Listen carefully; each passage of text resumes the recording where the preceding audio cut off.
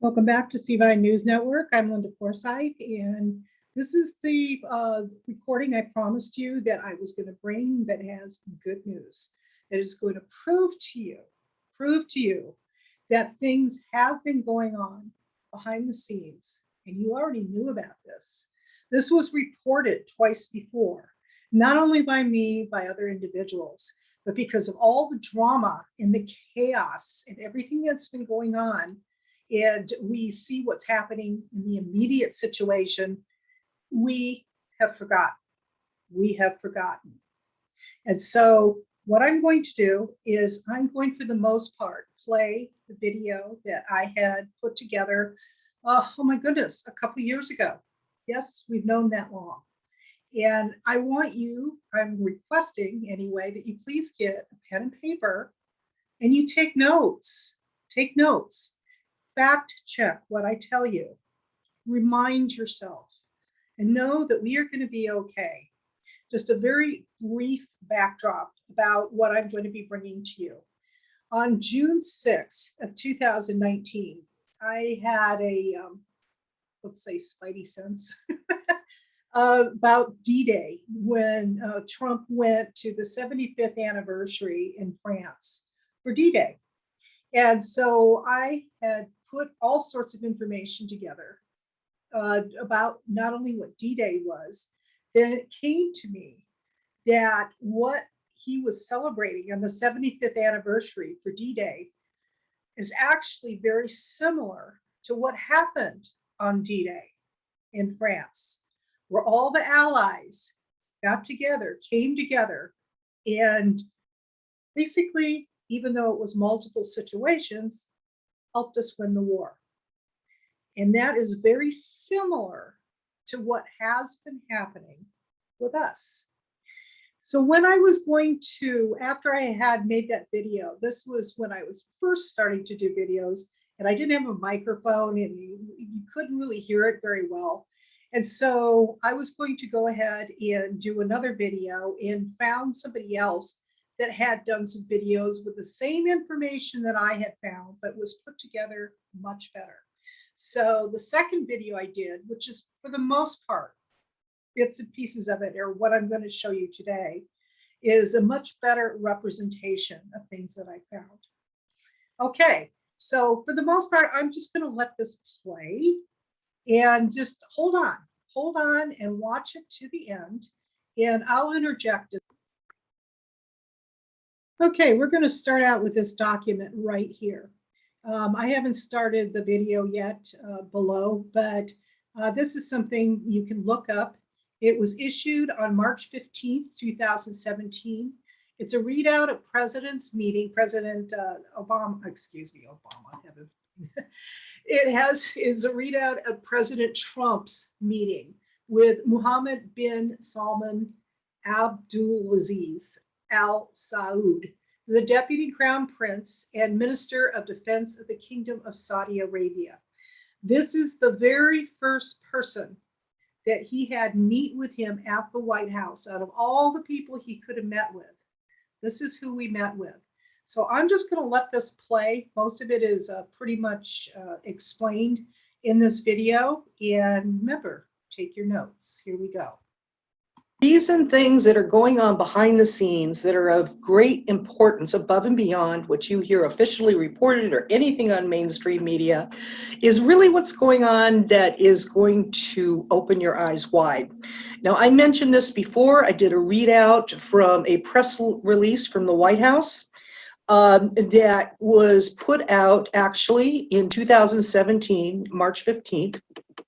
And the reason this is important is because the very first person after President Trump was inaugurated into office, very first person coming from out of the country was from Saudi. And that is of significance. So, a lot of things going on at that time. So I am going to put a link into this, but one thing that it basically said was in March of 2017 is Deputy Prince Mohammed bin Salman came to meet with President Trump. And it is of significance. I am going to read part of this to you, again, because if weren't here before, you're going to want to hear this.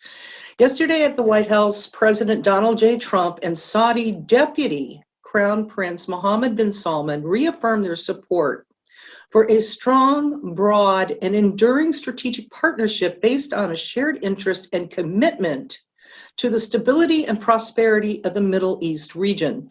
They directed their teams to explore additional steps across a broad range of political, military, security, economic, cultural, and social dimensions to further strengthen and elevate the United States-Saudi strategic relationship for the benefit of both countries. U.S. and Saudi officials intend to consult on additional steps to deepen commercial ties and promote investment and to expand cooperation in the energy sector. The president and the deputy crown prince noted the importance of confronting Iran's destabilizing regional activities while continuing to evaluate and strictly enforce the Joint Comprehensive Plan of Action. The president expressed a strong desire to achieve a comprehensive, just, and lasting settlement to the Israeli-Palestinian conflict and to continue the two countries' consultations to help reach solutions for regional issues. More broadly, the president and deputy crown prince noted the ongoing security and military cooperation between the two countries in confronting ISIS and other transnational terrorist organizations that pose a threat to all nations. Okay, the reason this is significant is not only why did the deputy crown prince, not the crown prince, but the deputy crown prince, was set as the first meeting, which is really a high honor that President Trump chooses to do that, and they're solidifying such a very strong alliance. That's something to consider. Now, it says much more in here, but I'm not going to go over that right now. Now, keep in mind, these are the next timelines of events that I'm going to go over very quickly, but we'll go into more depth when I show you these video clips. So we see that this was March of 2017, March 15th, I believe it said. Okay, then the very first country that President Trump, on all the countries that he was going to be visiting, very first country he visited was Saudi. Trump visited the Riyadh Summit on May 2017 with King Salman. Now it's confusing. This is the king. This is the older guy. It isn't the deputy crown prince Salman. They both have a similar last name. So he went to go see them then. Now, the king of Saudi, after that, after Trump went to go visit, he replaced the crown prince at the time, Mohammed bin Nayef, with Mohammed bin Salman. And this was in June of 2017. So it's really important. You need to look at these dates. June 2017 is when he visited Saudi Arabia. He visited in May 2017 in Saudi Arabia. And then the next month, the king of Saudi replaced the crown prince of that time, Mohammed bin Nayef, with Mohammed bin Salman. Okay, that's a significant date. Also of interest is when he basically made Mohammed bin Salman, the new crown prince, he deposed the Saudi prince to the palace. In other words, he detained him. And we find out later it was because of corruption. And the reason that the king became crown prince for Mohammed bin Salman was because he knew that the existing crown prince before that was corrupt, and he wanted to bring in some fresh blood that was going to make a huge difference. So again, look at all this timing. And this the former crown prince was detained. 4 months later, a lot of stuff happened in there in the meantime.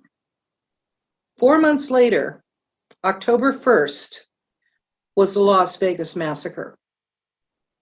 And you're going to find out in this video what really was going on, okay, through the opinion of things that they had found and done some of their own deep dives, same deep dives that I did, and I concur with my opinion that I personally think he's probably correct. But you decide. So that was October 1st, 2017. A couple weeks later, our favorite letter of the alphabet came out for the first time. And keep in mind one thing I'm going to remind you, if some of you don't know this, there is various levels of security in having access to very confidential information, so to speak, in the government. High security clearance. The highest security clearance is Q clearance. Did you know that? Q clearance is basically the highest you can get, and they're generally right next to the president. The president isn't Q clearance, obviously, but they're close to the president. In other words, that's when our favorite letter of the alphabet just suddenly came out. Okay, then. Okay, I stopped the recording real quick to interject. The rest of the things that I said in that recording was additional timelines that went down the road that you could see piece by piece what was going on. But instead of doing that, I'm just going to let you watch and you piece this together yourself. So you got a little bit of a heads up of the importance of what's going on in the meantime. Okay, here we go again. At the moment. And I'm going to start this video. I'm going to break it up in 2 separate parts. I'm just going to let it play. And I need you to pay very close attention and probably look at this with a new set of eyes. Okay?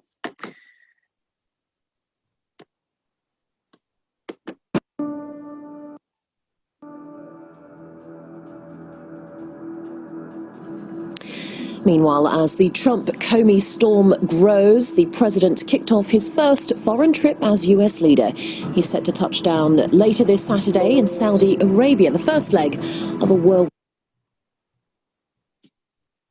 8-day tour that will take him to Israel. And then he went to Saudi Arabia first because he needed to. There's a reason he went to Saudi Arabia first. All eyes are, of course, on Trump as he takes his first steps as head of state on the world stage. Al-Waleed was the crown prince at that time. Now, he got right into the whole adrenochrome thing. What is this shit? That stuff makes pure mescaline seem like ginger beer, man. Okay, this is just interjection of a movie for a fact about some of the things that were going on behind the scenes to make a point. Also, listen as the newscaster continues to talk, not only here, but in the future, on how they absolutely rip apart Crown Prince they build up Crown Prince Al-Waleed, but they tear apart the new Crown Prince, Prince Salman, who was brought in. So pay close attention to that. Okay, sorry, we'll go back. Adrenochrome. Adrenochrome? You are a disgrace, not only to the GOP, but to all of America. Withdraw from the U.S. presidential race, as you will never win. This is all because this Al-Waleed got sucked in by the cabal, the 13 families, one of the 3 main arms of their weaponry. And there are a lot of Saudis that didn't like this. They knew what was going on and they didn't like it. But there's a lot of people that draw lines with children. Really don't think he's the right messenger for a message, to bring a message of peace and unity to the Middle East. Of a pretty stunning moment Jim was talking about the publicity of this. Well, Saudi King Salman presented that to the president. It's a gold medal. The collar of Abdulaziz Al Saud is what it's called, and it's the nation's highest honor. What is the symbolism there? What is the intention as he gives him that honor? Because already what we are seeing, the grandeur of this welcome, is so different from what we've seen with past presidents. When Trump arrived in the summer of 2017, he laid out all of the documents. That's what they did to everyone. They had folders, and the folders had all the documents. These are some of the 33 Haitian children an American Baptist group allegedly tried to unlawfully take out of the country on Saturday. Anolberia is a small village with a painful past. All of these girls are victims of trafficking. There were photographs. They came with discs, CDs, and DVDs, and the CDs and DVDs had fantastic production value, and it had all of their footage doing the most horrific things. The NSA has it all on all of these people. This was, quite a surprising move here by Prince Mohammed. I mean, most of all, this arrest or detainment of Al-Waleed. We're talking about weeks after Trump came and on his visit in July of 2017 to Saudi Arabia.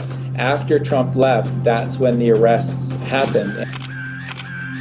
Early in November, something happened that many Saudis would have thought unimaginable.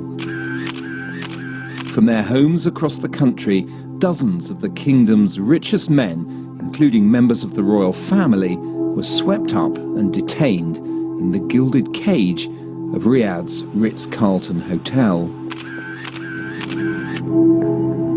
Well, his get-out-of-jail card is probably the priciest of them all. They're apparently asking for around $6 billion from him out of an $18.7 billion net worth. So that's a tall price. He apparently is resisting that kind of a fine. But Al-Waleed is the one that sort of handpicked Barack Obama as somebody that they could work with. Faith has always been a guiding force in our... Nearly 20% of Americans think President Barack Obama is a Muslim. This according to a recent poll by the Pew Research Center. About 1/5 of Americans are not willing to even accept a man at his word when he says, I'm a Christian. You are absolutely right that John McCain has not talked about my Muslim faith, and you're absolutely right that has not come my Christian faith. It was this Crown Prince Al-Waleed of Saudi Arabia that decided to make Obama the one that they were going to turn into this linchpin of U.S. presidents. I, Barack Hussein Obama, do solemnly swear, to the best of my ability, preserve, protect, and defend the Constitution of the United States. So help you God? So help me God. Congratulations, Mr. President. And Al-Waleed was arrested, taken down, and in his place was bin Salman. And bin Salman is somebody who was not okay with what Al-Waleed was doing. Now, this is absolutely the truth. What happened the second day? The second day, the Crown Prince and the King both submitted publicly control over Saudi Arabia to Donald J. Trump. And how do you know this? Because they publicly held this sword dance ritual, which is a very, very big deal to the Muslim culture. And only the king holds the sword, who's at the very center, at the top of the podium, and who everyone else is around in support of. Donald Trump is holding the sword. This is Saudi Arabia publicly capitulating, and in one of the photos that we have, it shows the Saudi king, and he looks like he's about to die. He's in so much pain at what's going on here. They just handed over the keys to Saudi Arabia to Donald J. Trump. So what is important to note is that where Trump went next, he went with Saudi as part of his team. So you need to understand, it's not just that he didn't go there and take them down and that they're never going to do it. No, they're now working for him. They're part of this team. They're part of the Q plan now. You need to wrap your heads around this. Direct from Riyadh, President Trump took the first official flight. And then the days that followed, Trump left Saudi Arabia and went immediately to Israel. Defeating terrorism and creating a future of harmony, prosperity, and peace. But we can only get there working together. There is no other way. Okay. The importance of going to Saudi first. There's a couple of things for those that are new I need to let you know. First off, in Guantanamo Bay, Cuba, that was created for Al-Qaeda terrorists, Al-Qaeda. And a large majority of the Al-Qaeda terrorists are Saudi. Okay, keep that in mind. Do you remember hearing who pretty much got Obama into office? Where that came from? Something else to keep in mind. Many other things happened. Now, also, from this point on, what was going on was he went on an 8-country tour. The next one was to Israel, and it's where he set up the embassy in Jerusalem pretty quick after that. And that Saudi visit set the stage. This is key. That Saudi visit set the stage for every single country that he went to after that and developed a very strong alliance. Now, I so want you to see the rest of this because you can find out a little bit more about what he said to the Pope, what he said in the UK about the Brexit, what he said to all of the other places that he went. Saudi set the stage. Keep that in mind, because it almost appears that they're all working on this together in a lot of ways. We're working on what together? Something to think about. Global, different countries working together for what? Okay, so you need to watch this video. I'll put the link in there. Also go to Cvine to watch that. Next question is, out of all the people they could have arrested, Lord only knows, we have enough indictments, why did they arrest Epstein first? See, like a key to a lot of this? Well, you're going to find out that, yeah, he was in a big way. And a lot of it having to do with trafficking. But I digress. Okay, I am going to go ahead and have you watch the second clip of the same video. And this has to do with the Las Vegas terror attacks. Massacre, I should say. Pay attention, take notes, listen closely.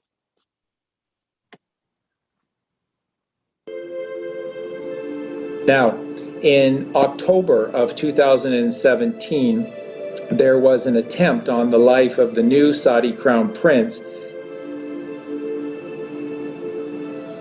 Yeah, if you look at the map, Jake, it gives you an idea of why this was so deadly.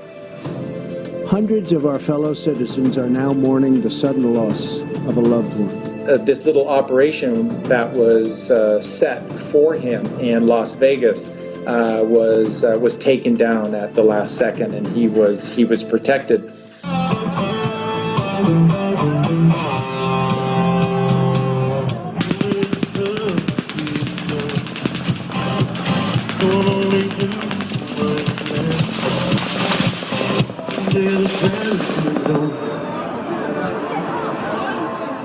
Some at the concert thought it was firecrackers, some thought it was something wrong with the audio. They say it took them just a few moments to realize what was happening.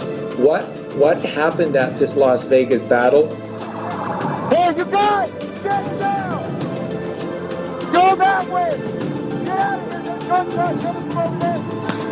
Bin Salman was saved by the U.S. Military through the intel received by the NSA, and then given to Bin Salman by Trump. He was asked to take on an even bigger role, and he agreed to do it. He basically was saying to Trump, anything, anything, my brother, anything, my brother.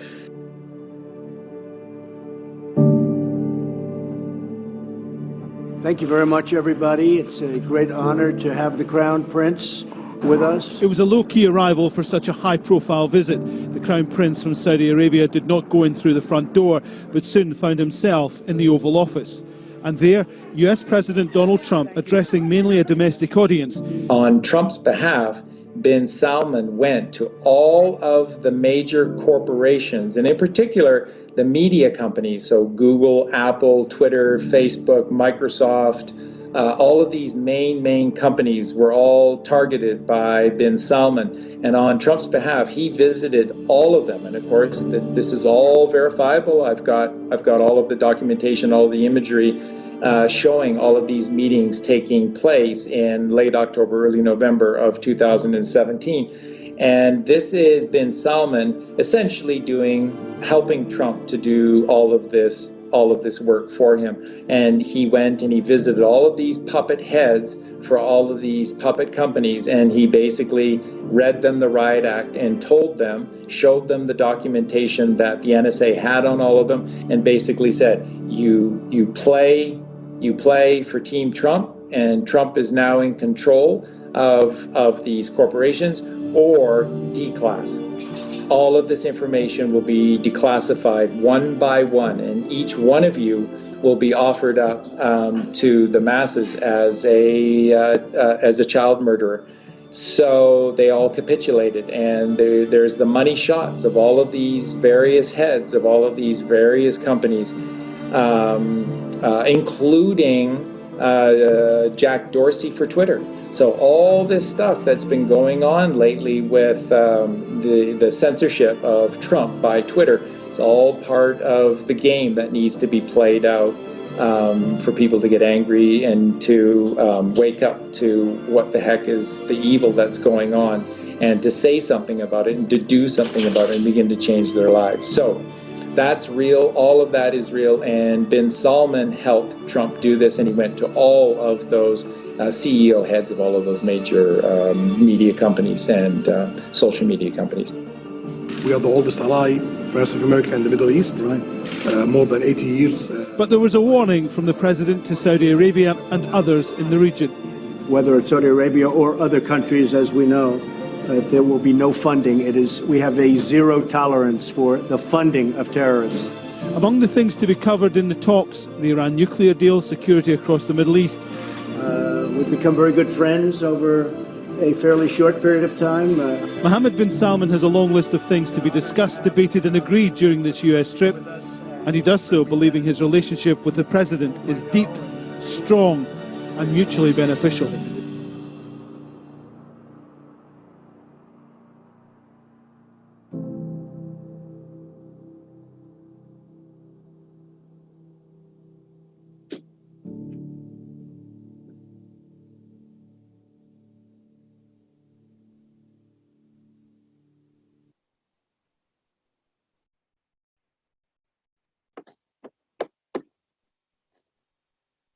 Okay.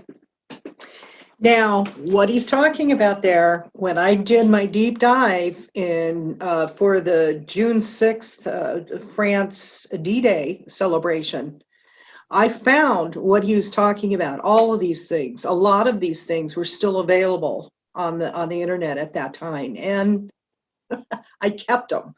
So I still have them, even though they've been scrubbed. I have screenshots. And I distributed them around to a number of different places for safekeeping. But for that being said, Excuse me, I had to stop it and start it up again. I needed to move forward, trying to make this a little shorter. Here we go. I kept them. So I still have them, even though they've been scrubbed. I have screenshots. And I distributed them around to a number of different places for safekeeping. But for that being said, Some of the things that it said on there wasn't mentioned on this that I found. What would happen is Mohammed bin Salman, he would come to places like LA, Hollywood, whichever, and he would rent the entire hotel, and in some cases, 1.5 hotels, all for his purposes of inviting movie directors, all different types of actors and actresses, and so on, because he was going to be buying up all sorts of things for the movies. And so they were all brought together basically under the guise of coming there to basically have all sorts of opportunities. And he also went to Washington State, he went to Colorado, he went to a number of different places all over the country, offering these huge opportunities for various elites, getting them together. So when they say that they have it all, they probably have it more than just all. They have a whole lot more going on. So I just thought that was interesting. Now, let's talk a little bit. Who is Al-Waleed? Muhammad Al-Waleed. Well, bin Talal. I'm a little confused about one thing, is because when I initially did my deep dive, I was under the understanding, and maybe it was a wrong understanding, but I was under the understanding that Al-Waleed was the crown prince. That's what I thought it was. And on this video here, he says the same thing.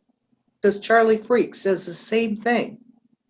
But yet, when I look at other places, and also on here, he does not say anything that he was the crown prince, which, you know, I looked and looked, and I just couldn't find anything that I knew I wasn't going crazy, that this is what the case was.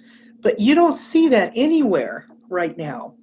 What they were saying is the crown prince is Mohammed bin Nayef. So I thought that was just kind of a very significant change. And the only reason I know about it is because I studied it because of Gitmo. And, you know, a lot of people probably wouldn't have taken a lot of notice of that. I don't know, but I noticed it. So anyway, the reason I'm bringing you here, I think you're going to find this of interest. Let's look at who bin Al-Waleed is, bin Talal. Okay, he's a Saudi Arabian businessman and investor, philanthropist, and a member of the Saudi royal family. He was listed on Time magazine as the annual list of the 100 most influential people in the world in 2008. Okay, I'm going to go ahead and stop it there.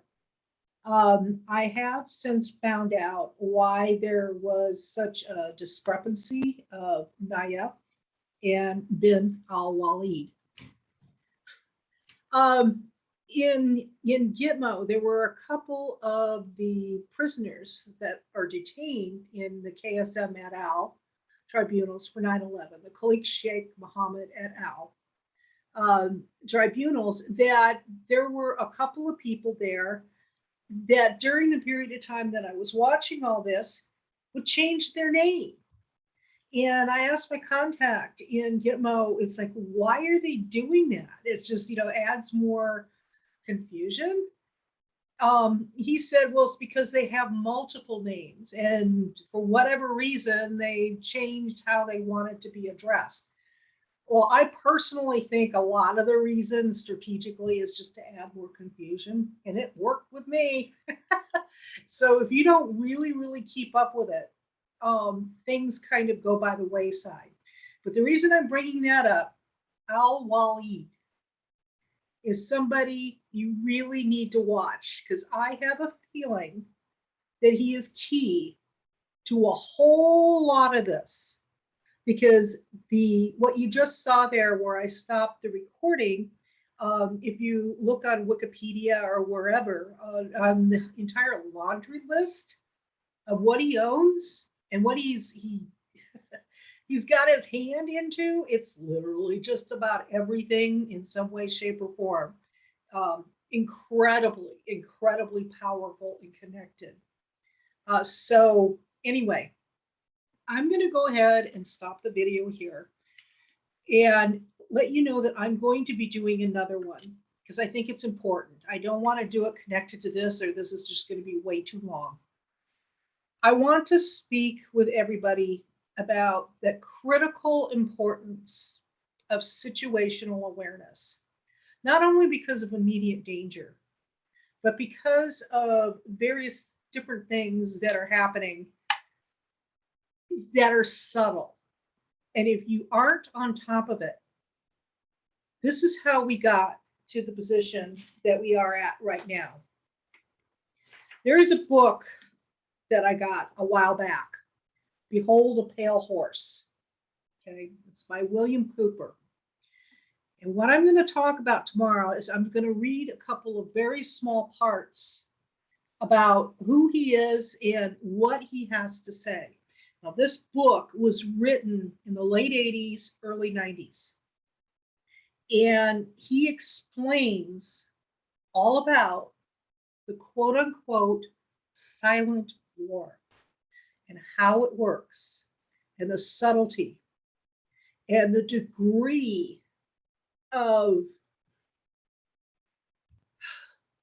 quite frankly, evil. I don't know what else to call it, but the independent, tiny, step by step way that they go about things for all Americans, because Americans are the biggest target because we're all still armed. And they're basically going on behind the scenes to be able to disarm us, where we just decide to give up our guns. And they've been doing this for centuries. I mean, it's been a long time. They know how to disarm. The people that have done it in the past just used a little deductive reasoning because you were given a choice, and if you didn't, this was the other bad choice. But the situational awareness and everything that goes on behind it with how narcissists work can give you a pretty good key on gaslighting and so on.